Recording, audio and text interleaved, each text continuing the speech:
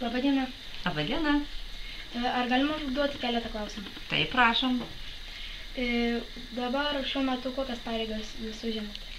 Aš esu Tauragės Europe Direct informacijos centro vadovė. Mano vardas Isvalda, o pavardė Aleknienė. Taip, supratau. Ar jūs rūšiuojate? Taip. Kodėl verta rūšiuoti?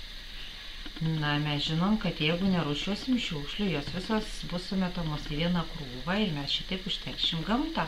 O rūšiuodami šiukšlės dalį tų atliekų mes galime perdirbti ir vėl pagaminti popierių, stiklą ar dar kitus dalykus. Ar jūs žinote, ar mieste žmonės rūšiuoja šiukšles?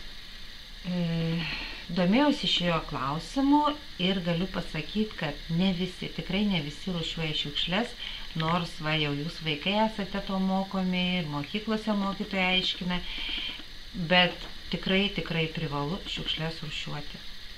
Ar mieste rengiamos talkos? Mes žinom, kad rengiamos talkos, vyksta akcija Darom, manau, kad ir jūs dalyvaujate, ir jūsų tėveliai dalyvauja. Na ir kiekvienas protingas savo miestą mylintis žmogus privalo dalyvauti tokioje akcijoje. Ačiū.